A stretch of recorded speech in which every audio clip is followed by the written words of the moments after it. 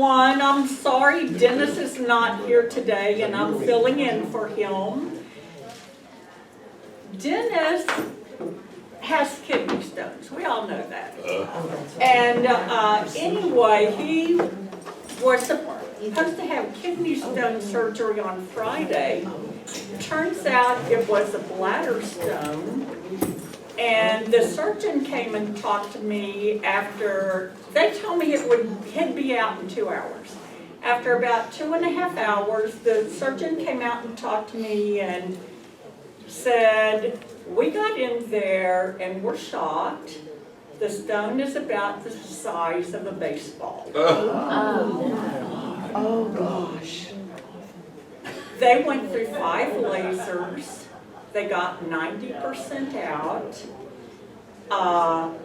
Anyway, he had bladder trauma. He will have to have surgery again in a few weeks to get the rest out.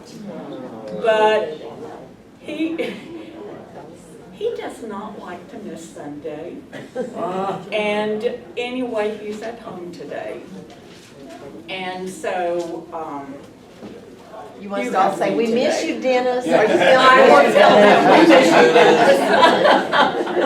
Dennis. Is he still in the hospital? No, he's at home. We got home about 8:30 Friday night and had some complications, had to go to the ER on Saturday morning, got it fixed.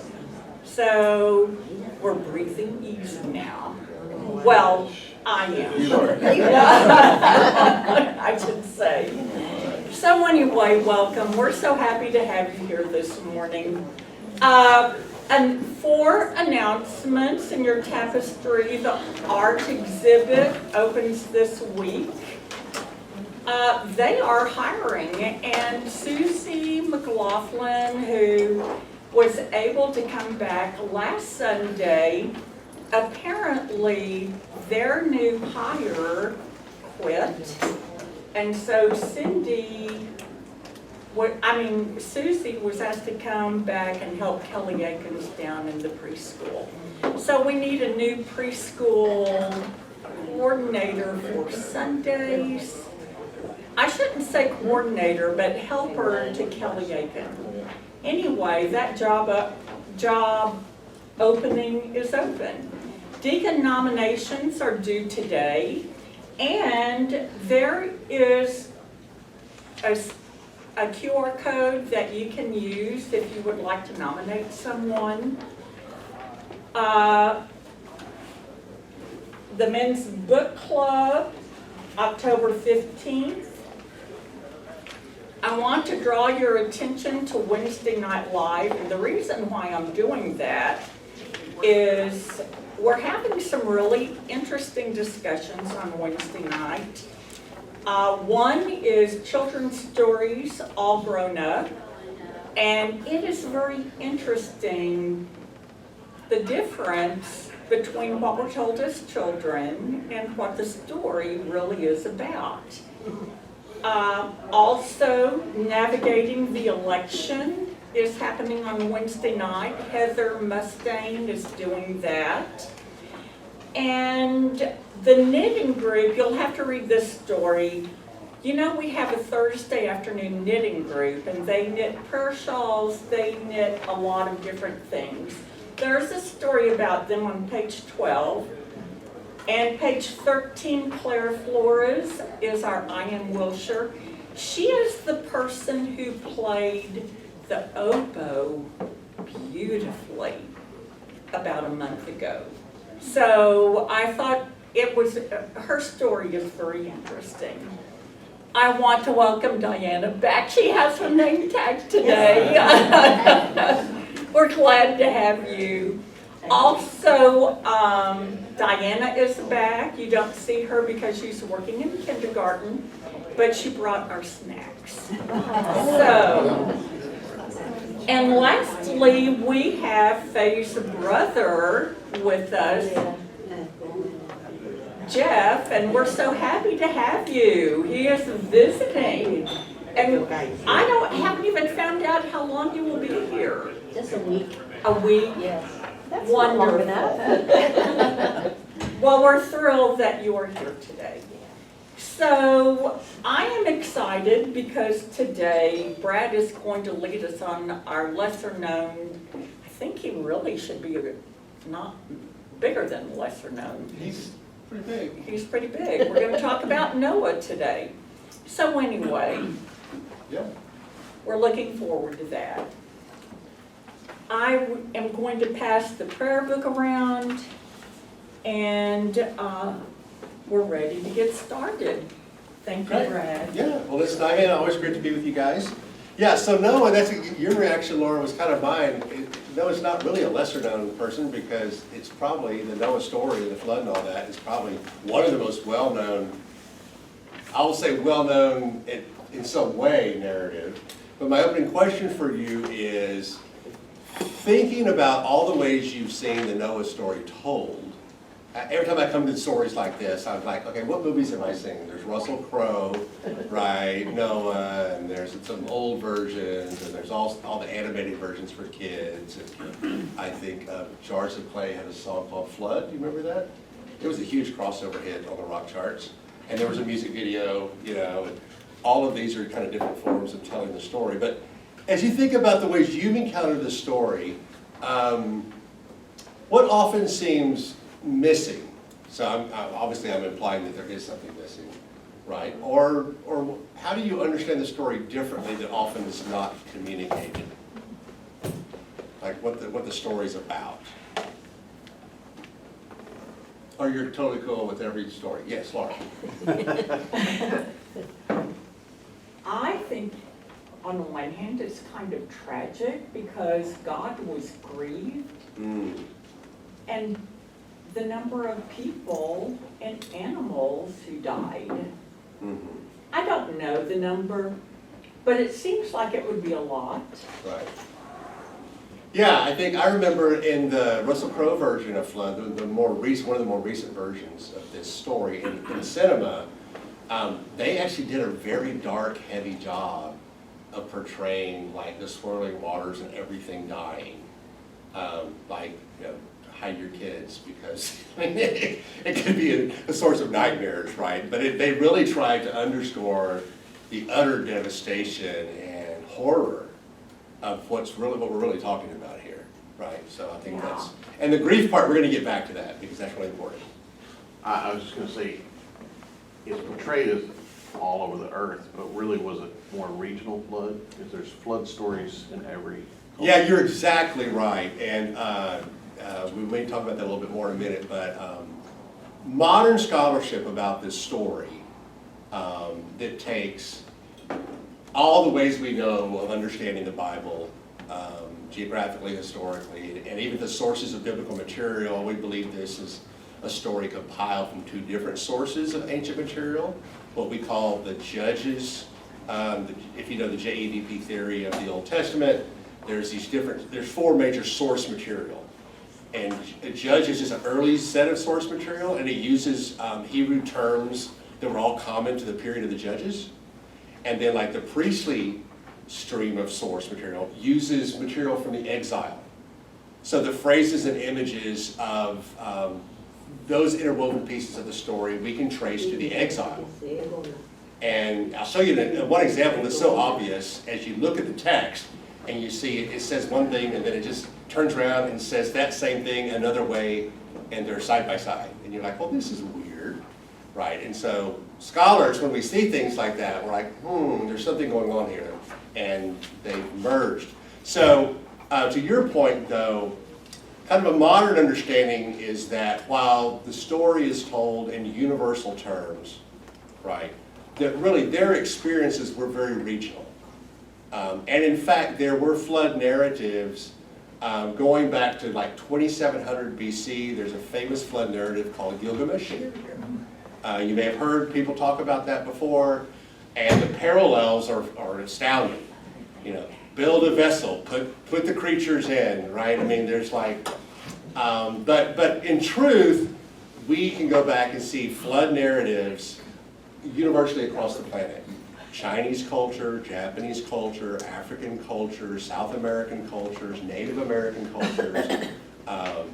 that this idea, this very ancient kind of primordial idea that humanity could get destroyed by some kind of disaster, and that the God or gods believed in had something to do with that, this has been like a primordial fear of human beings that goes to the very beginning of time, right? So, not to go too far afield with this, the best way for modern scholars to understand this is that, and its theological significance, right? Because we don't believe that this is just some universal myth, right, that to describe the cosmos that is common to everybody. Like, we don't believe that, right? We do believe that within the Hebrew experience, there probably was some kind of cultural memory of flood. So there was a historical reality way, way back in the murky memory of the culture, but we can never get back to it. I would say the scientists think that the Rock of Gibraltar area, there was an earthquake and it closed, and the Mediterranean dried out except for just little rivers, and then opened back up thousands of years later with another earthquake, and it filled the Mediterranean, and that was the flood for that area. Yeah, there's been a lot of attempts geologically to try to understand any geological evidence as to the actual historical reality of a flood in that region of the world. And so there have been some explanations that there was and the world as they know it, didn't go very far, right? And so the world as they know it was flooded, but so we really can't get back to that reality, right? What is unique to this story compared to all other flood narratives is that it's uniquely Israelite, the telling of the story. It's uniquely Hebraic, and it uniquely talks about the character of God and the dilemma of God in dealing with this incongruity, the fundamental incongruity between God's plans and intentions for the creation and what it turned out to be. So the story really, and this is where I would say what's always missing about this story, and it's something that it's hard to communicate it to children, but Noah is not really the centerpiece of the story. Nor is the action of the flood the centerpiece of the story. The true centerpiece theologically of the story is God and what's going on inside God's heart. God's got a problem. He agrees, right? God's got an enormous problem. He's faced with what appeared to be an irreconcilable dilemma. On the one hand, his original purpose was to create these creatures that were to reflect his unity, his harmony, and his purpose. And to hold them accountable for that. Right? We go all the way back to chapter 3 of Genesis, the Edenic curse, right after the eating of the tree, and God has to hold them accountable for their disobedience. And so there's the very first curse there, right? But, so that's God's intention and purpose, and he's caught between, I intend for them to be good, harmonious, unified, and us to live in a faithful covenant together. I also intend to keep them morally accountable, and accountable to the relationship that we're in. And if I do that, then do I not punish them? Like, do I not hold them accountable? Like, what do I do? And it's like, at that point, I think all of us can identify as human beings at the situations of life where we're caught in a dilemma between commitments that we've made that are in conflict with one another. Like, we can't perfectly satisfy them both. It's like Solomon splitting of the baby, right? Like, what do we do? What does God do? And that's the part of the story that's never really carried forth in a theatrical production or a song or certainly not a children's story, because it gets to what's going on inside the heart of God. And the fact that, here's the big idea, God has to change.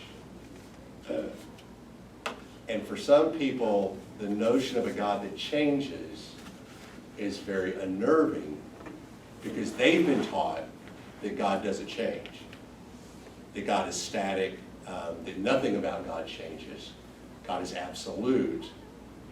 And in truth, the biblical account of God doesn't square up with that idea. Because on multiple times in God's story with this people, God is faced with a dilemma. We could go on and talk about Moses, right? And God wanting to destroy them after he delivered them, and Moses praying and God relented and changing his mind. In fact, there's a wonderful new book out right now called The Widening of God's Mercy by Christopher Hayes and his son, who's a professor at Fuller. But it deals with this very idea of God changing with LGBTQ issues, right? Because we see that God's mercy gets wider and wider as the scripture goes on. And even if you look back at Levitical codes, which seem very harsh and limited, but God keeps widening his mercy so that by the time we get to Jesus in the New Testament, there is a mercy of God that is so wide and so full it welcomes everyone. Regardless of how we want to argue about these 6 clobber verses or whatever. So for me, and most commentators that we would trust, the center of the story is God, and Noah and what Noah represents. So let's dive into the text and we'll start talking about this more specifically. So if someone would read Genesis 5, 28 to 32, we'll come back and talk about these opening verses. When Lamech had lived 182 years, he became the father of a son. He named him Noah, saying, out of the ground that the Lord has cursed, this one shall bring us relief from our work and from the toil of our hands. Lamech lived after the birth of Noah 595 years and had other sons and daughters. Thus all the days of Lamech were 777 years, and he died. After Noah was 500 years old, Noah became the father of Shem, Ham, and Japheth. Very good. All right, thanks. So here's kind of the birth story of Noah and kind of what connects the story of Noah to the ongoing narrative in Genesis. Now, we won't go too far into Lamech, but Lamech, you'll recall earlier in Genesis 4, he's kind of a disgruntled, unhappy guy, right? He doesn't get the land that he wants, and Abraham gets, others get certain land, and so he's upset with that, and he's this striving, ambitious kind of guy. But now he's much older in years, right? And Lamech has changed. I have a question. Yes. Why are they, how can they be that old? Yeah. Great question. So all the numbers in here are huge, right? Yeah. Yeah, they're really big. And the truth of the matter is, we believe the numbers were symbolic, but we don't really know the full intention of what the numbers were supposed to mean, other than they lived a long time. Right. Now there's been a lot of attempts to say, well, they thought of a calendar year differently then, and a yom, which is a word for a day, a year, or an epic, had a different meaning to them then. It was a different time. So these are kind of like units that are lost to history. Like we don't really know the year. Like what did a year mean to them? Yeah. Right. Did it mean, because they didn't have a modern calendar. So we don't really know. All we really know is that when they're described as living 150 or 500 or whatever, these were long lifespans, and it could have even been kind of a generational understanding of the family that the person they're talking about represents. So we don't really know. Okay, can I ask one more? Yeah, sure. Okay. I don't understand the fact that this story, what is happening in this story versus what I'm trying to say. The idea that, I'm losing my train of thought. What was I going to say? I'll think of it and then I'm sorry. Okay, or maybe I'll touch on it and I'll spark your question. Yeah, but what you're getting at, I think, maybe is like, what's the narrative flow that's going on before we get to here? And the big headline of the narrative flow of Genesis, God makes this creation, he declares it good. Adam and Eve disobey God, right? They get banished, but they start to have family. Cain and Abel have their fratricide thing. Cain gets cursed. And the ensuing stories really are about just the descent of humanity into evil and wickedness. Okay, my question is then, what came first, the chicken or the egg? In terms of, are they describing a geological phenomena through religion? In other words, if something had, like, the old days, they used to sacrifice, a person to the volcanic gods. Right. Is this a reaction to a geographical, like you were saying, these are in terms of maybe different floods? Yeah, so, yeah, I see what you're getting at now.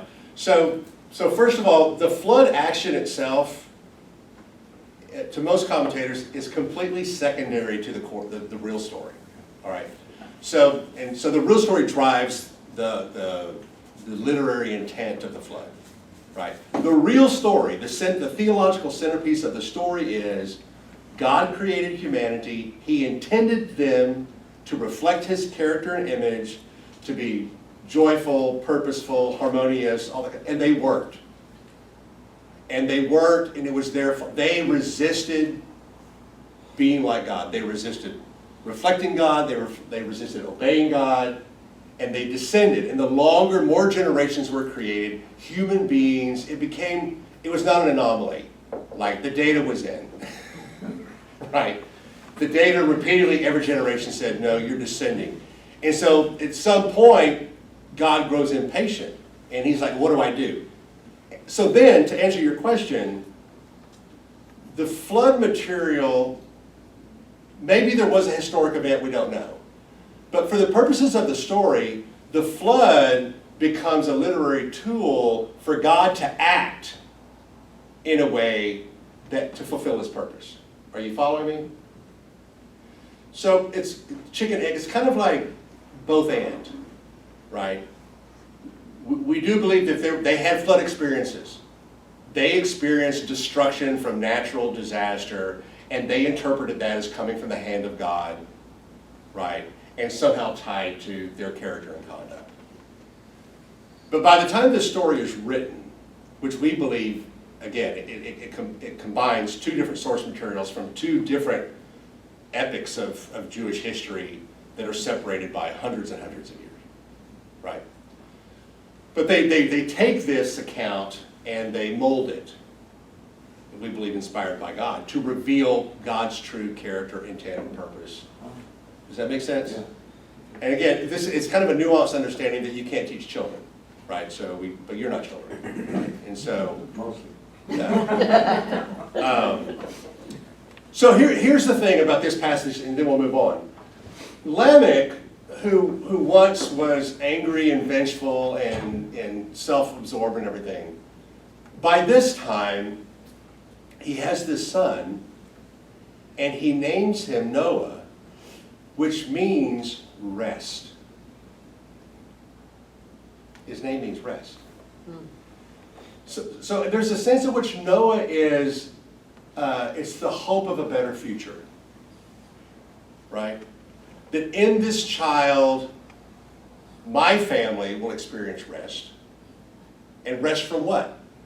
Rest from the hardness of life, the toil of life, the work of life. Remember from the very beginning when Adam was cursed, right? God said, your work will become toil, right? Thistles will spring from the ground. Even just being a simple farmer is going to be so much. You're going to realize that the life I meant for you, which was joyful work itself is not bad, right? It was a God-given vocation, right? You get to tend the garden and take care of everything I made, right? Be my representative. But we, through our sinfulness and all that, made it toil. And by this time of Lamech's life, he's just tired. He's an old man that's tired, but he has a son. And this son is a source of hope. Noah will bring, in the future, God has some kind of rest for our people. And so again, it kind of touches us all universally, I think, because we all, in our own lifetime, we get tired of the toil. I'm tired of the toil. Turned 60 last year. I'm tired of the toil. When do I get to stop? You're so old. Not yet. Says Social Security says 67 now, right? But then we start to look towards the other generation, right? Like, I'm not going to change the world anymore, right? But I'm going to invest in the future. I'm going to invest in my children. I'm going to invest in institutions. I'm going to invest in all kinds of ways that we try to extend ourselves, right? And our hope gets pushed further and further out, right? Maybe or maybe not, I'll see things in my lifetime I always thought I would see. More and more, I'm not seeing them, right? But our Christian hope is always out there, right? So Noah really is this child of hope. And then after Noah's 500 years old, which again, it sounds outrageous, but we don't know, a long time, a mature man, right, he has these 3 sons, right? And the 3 sound like the perfect complete. If one child was offered the potential of hope, then 3 in an ancient really offered potential for hope, right? It should have been 3 times the hope, but of course it wasn't 3 times the hope. As we'll see as we go on. And by the very end of the story, right? At the very end of the story, after the flood and the new covenant and all that kind of stuff, one of the sons isn't so good, right? And we won't get into that story, but it's the very end of our passage, and Noah gets drunk, and there's no judgment about him getting drunk on the vine that he grew, right? But he gets drunk, and then he lies uncovered in his tent, and there's this mysterious few sentences about this one son saw his father's nakedness. We don't know what that means, but it was judged, it was deemed shameful. Whatever it was, whatever happened, it was deemed shameful, and then his son, Canaan, gets cursed.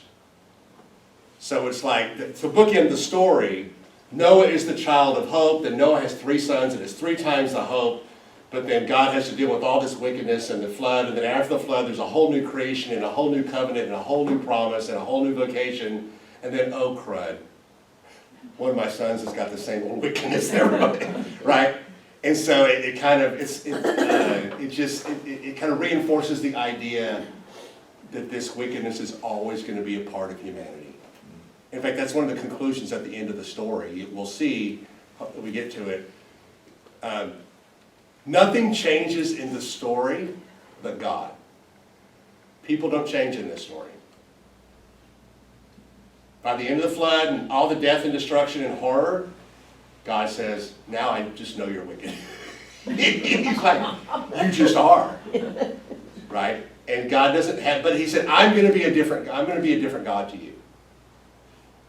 With this reality that's now on the table, there's no naivete anymore, there's no romanticism, there's no wishful thinking about who you will be. You are who you are. And Noah is shining, and he is the alternative human being. He's the new creation. He is what gives all of us hope about our better angels. And everybody else reminds us that the reality is that, yeah, but humanity to the core is selfish. And so these 2 realities have to live side by side. So what we emerge on the other side of the flood with a much more nuanced, sophisticated understanding of both being human and being God. From a very primitive culture, which is just astounding, which is why these stories kind of survive over time. Okay, so let's move on to Genesis 5 to 22. Would somebody read that?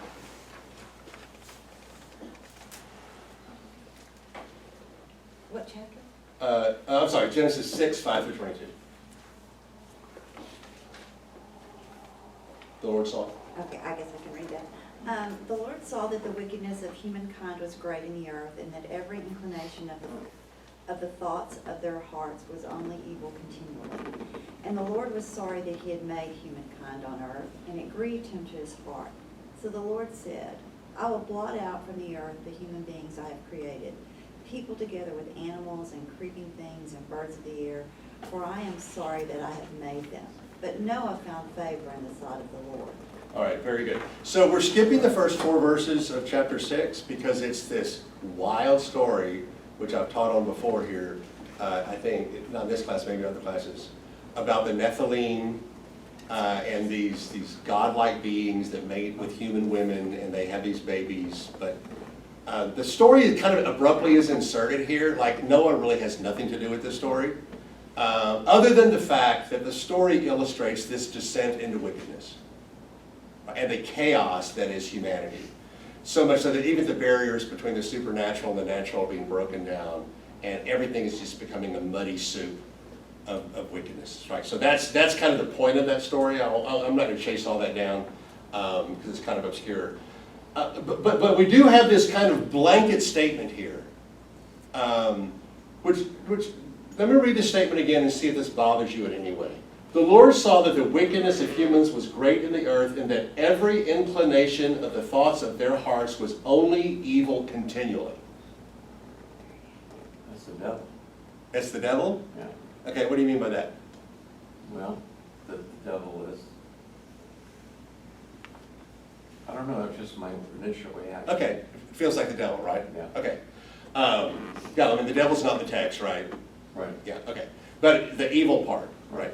All right, is that anything else about that sentence? Yeah, every. You can't, every means, if I think you're going to Jack in the Box, that's evil. Everything is evil? Yeah, it's a global indictment. Yeah. It's like when a marriage counselor says to the husband and wife who can't get along, quit saying all and every, right? You always do this, every time. It's like, no, it's not true, right? But we do that, like, why do we do that? Why do we slip into the every time and you always? I think it's because we notice the things that grate on us, and so it seems like it's bigger than it is. Okay, yeah, that's a great word, bigger than, it's hyperbole for the sake of making a point, right? It's a sweeping indictment. So one of the things you see underneath the literary part of this story is that it really is reflecting the Hebrew prophetic tradition, which talked about human problems in terms of a legal indictment, right? This is what you're, a charge. This is what you're guilty of, right? This is the unchallenged judgment of God, right? So this is why we know that this is wrong, right? And then this is the penalty, this is the sentence. This was a Hebrew way of thinking. Every culture didn't think this way. But the Hebrew prophets, led by God, we believe, adopted this way of speaking about human behavior, right? They charged them with something that was wrong. You have done this, right? And because of who God is, it's judged. And because God holds human beings accountable in a relationship, there will be a price to pay, right? So it is, but it is kind of unnerving that it's like everything always continually, like there's nothing good to say, right? And this reaction that Laura pointed out very early on, and the Lord was sorry. In fact, the word sorry, or the Lord grieved it, is used twice in these opening verses. So the whole context of the flood, right, begins with human beings' failure, willful failure, to be what God intended for them to be. The point, God said, I gave you life, I created you free to be good, right? But in that freedom, you've chosen to squander it and to be evil. And the evil is not just at the behavioral level. It's all the way to the depths of your heart, which in the Hebrew thinking, the heart was the seat of the will and the emotions. So in other words, it's God's indictment saying, no, this is thorough. This is not like an anomaly. This is in your DNA now. So And it's not the devil. It's not the devil. There's no outward source that they can blame for this, right? And that phrase, in the heart, right, says it's in the depth, the most internal part of a human being. And it's what's going on in the heart of humans in a moment is contrasted with what's going on in the heart of God. In the heart of humans, they have taken the capacity to imagine. Imagination is one of the aspects of the image of God in us, that we can cognitively see in our minds a reality that we want, right? And then we can work in the physical space, the material world, to make that imagining become a reality. And that is a power that can be used for good or evil. And God says what's happened to you is that you're using God-given power, your imaginings, but you're only imagining evil. Like you're using it for the complete opposite purpose it was intended to. And his reaction was grief. What do you think is the significance of the fact that the way God reacts in the story to this shocking betrayal is that he's sad? What were his other options? could have been mad. And we often see this story as that God is mad, not sad. That God is angry. Think about how this story is often told. That people sin, God gets angry, and God punishes them. There's a lot of people's Christianity is really about an angry God. In fact, their understanding of the cross has what we call redemptive violence at the center. That we are obligated to God, we sin, and we are an offense to God. His response is to be angry. So the anger is kind of this sanitized, distant judgment, right? That you have offended me, therefore, in my anger, I have to cause you pain, right?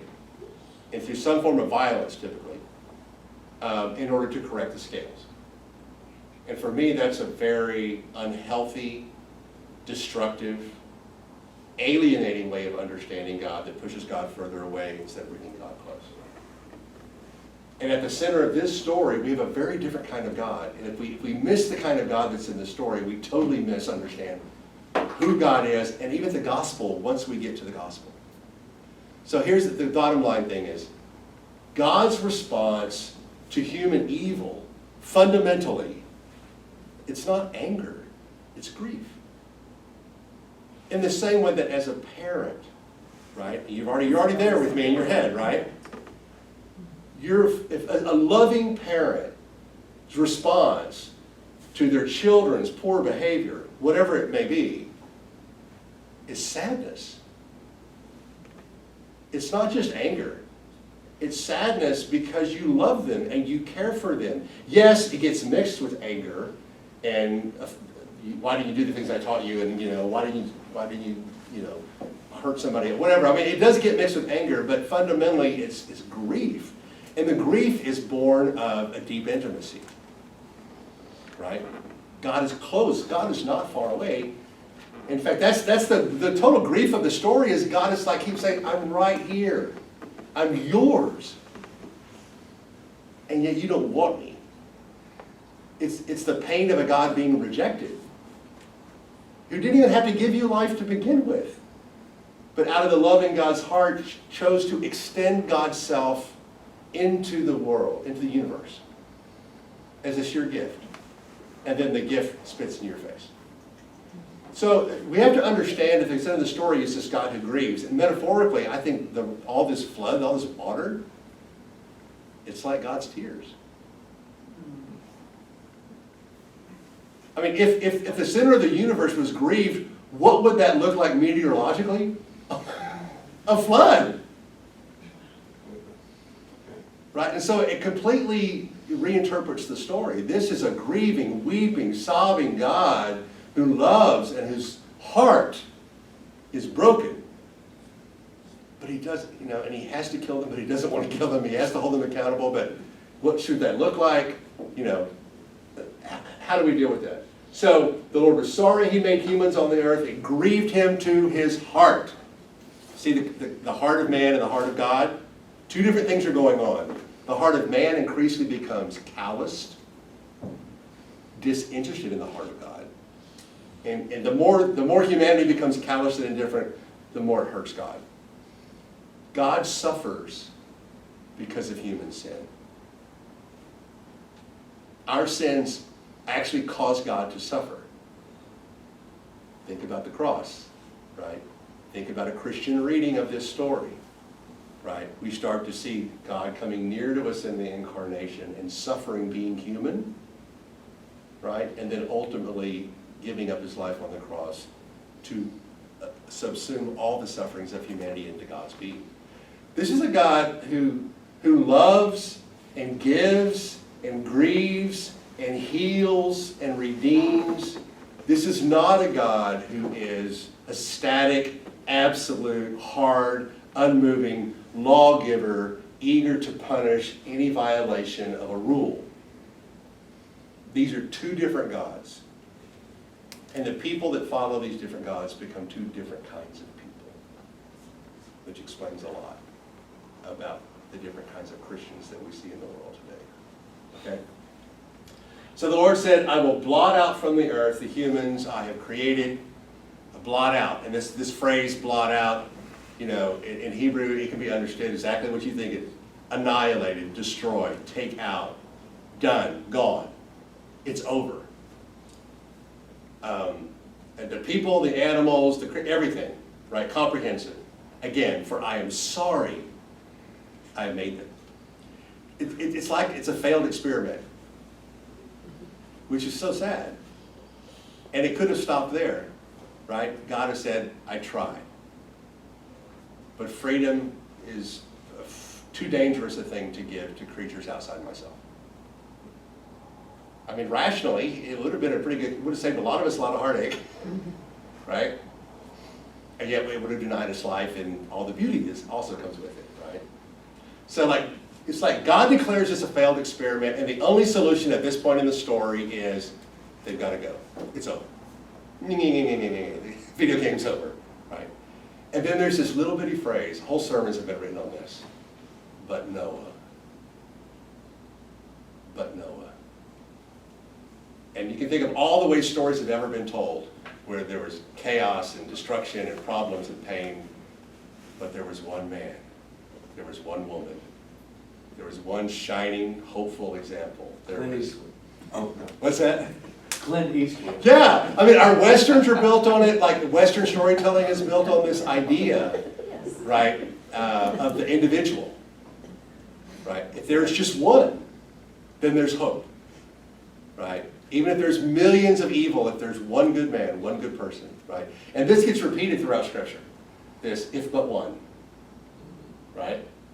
And Noah is the very first man of faith in the Scripture. He's the very first one who's praised for his righteousness, for being faithful to God. And in that sense, Noah's a pretty one-dimensional character in this whole story. So like this stuff over here is kind of like not, to me it's not as interesting. I want to ask all these questions of God, right? Because in the Noah story, Noah's just he's a great man. He's the alternative reality. If everybody else is the worst, he is the symbol of the best. Right? And he never changes in the story. Right? In fact, over and over again, the story is punctuated, and Noah did as God commanded, and Noah did as God commanded, and Noah did as God commanded. Right? Every time. Right? There's not doubting, there's just, Noah just does what God commands. It's kind of like Joseph in the birth narrative of Jesus. And Joseph he does the right thing every time.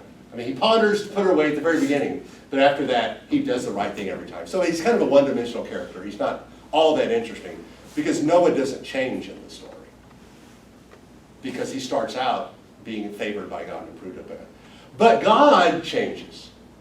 God is ready to throw in the towel, but he looks at Noah and he was like, wait a minute. Maybe. Just maybe. All right? So we talked already a little bit about the background for the flood account, so I'm not going to go into all that again. It doesn't really make sense that he kills all the plants and animals. Well, there's a lot of rational inconsistencies in this story, right? And so that's why I don't think they're worth any time, right? Because they're metaphorical, right? It's like I have no interest in looking on for Mount Ararat or where the ark is, right? Because it wouldn't change the story one bit, right? A lot of these stories, and it took me years to figure this out about reconciling my kind of conservative Baptist commitment to the reliability of Scripture with the reality of the text and all the things that we read. And where I finally arrived at, I'm sure many of you have too, is that all of the Bible is true. The deeper question is, how is each piece true? Because the pieces of the Bible can be true in different ways. And the best illustration I know of is, suppose you just go to a movie, right? Nothing about the Bible, but you go to a movie and it tells a powerful story. And that powerful story moves you in a way about something essential to being human. The story was true. It was a fiction that carried truth. You follow me? And so I've come to the conclusion that there are forms of literature in the Scriptures that are fictionalized, but they're carrying profound theological and moral truths. And fiction is just the vehicle. Now, some of it is history, right? Some of it is wisdom saying, some of it is poetry, all right? We have all these literary forms in the Bible. The theologian Hans Fry famously said that so much of Genesis, this prehistory stuff, Genesis 1 to 12, is history-like narrative. It's narrative, it's story, that's written in a form that's history-like. It's meant to sound like history, with genealogies and all that kind of stuff. Because that form of writing was common to the time in which it was written, and it helps human beings understand. We understand things in narrative better than any other way. Stories speak more powerfully to us than mathematical equations or anything else about what it means to be human, about who God is, right? No offense to accountants and scientists in the room. So anyway, that's how I make peace with this. So I don't sweat. It doesn't make sense. You know, the physics don't make sense. The biology doesn't make sense. Just the interrelation of the needs of things don't make sense in the story, right? It's like, Cain and Abel's wives. Like, where do they come from? It doesn't make sense in the narrative flow of the story. They got wives from somewhere that weren't, their sisters, right? But we just suspend our disbelief because these stories carry theological and moral truths. You could ask that question about this story also. How did they repopulate humanity? Well, they had wives. They took their wives with them. But at some point, Right. you're marrying your The cousins. gene pool. But they- Right. Yeah. They're Yeah. okay with that. Yeah. Okay. All right. So let's pick. Let's see. Genesis 5:22. We're going to skip the rest of 5. Let's go through 6.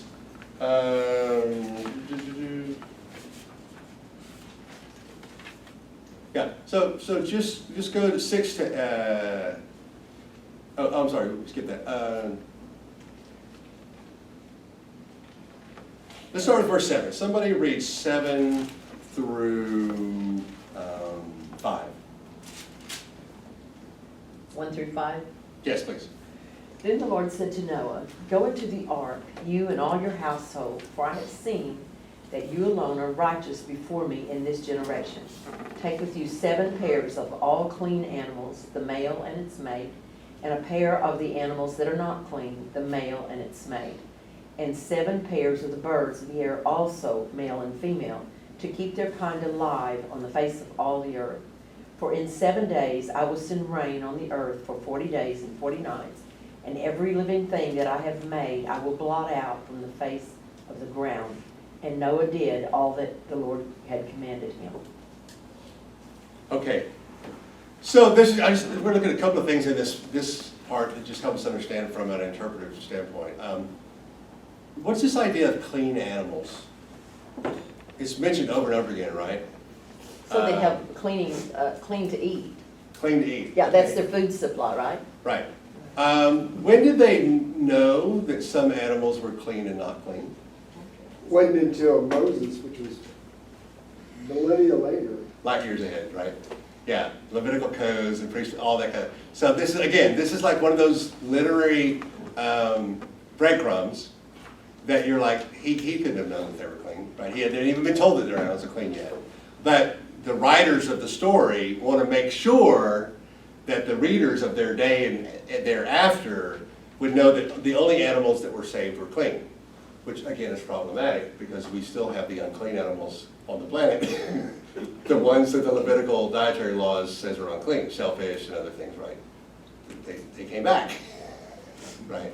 So that's interesting. The other thing is, notice in verse 6, it says, Noah was 600 years old when the flood of waters came on the earth, and Noah with his sons and his wife, and his sons' wives went to the ark to escape the floods of water, of clean animals, blah, blah, blah, blah, blah. And then after 7 days, the waters of the flood came on the earth. Then in verse 11, in the 600th year of Noah's life, in the 2nd month, on the 17th day of the month, and all the fountains of the great deep burst forth, and the windows of the heaven, the rain fell on the earth 40 days and 40 nights. On the very same day, Noah and his sons went in. Do you hear how the two passages are like so similar, but they're just like they're scotch taped together, side by side as excerpts. Like from a storytelling perspective, there's no need to say this again. You just said he was 600 years old. You just said he had sons. You just said they went into the ark. You just said it rained for 40 days. Right? See? So it's like another one of these interpretive things where we go, wait a minute. This is evidence that there's multiple source material that's being stuck together, presumably because there was some element of each of these that brought out a nuance that the early compilers valued, right? And so we see both terms from the judges period and from the priestly period at the same time. Okay, so let's press on. So we know the details of the flood and all of that happens, and I don't want to spend a lot of time with that. Let's go to the kind of the conclusion here. God's promise to Noah. So somebody read verse 9 and verse 20. Let's see. No. 8, yeah. So read verse 8, 20 through 22, first of all. Then Noah built an altar. Yep.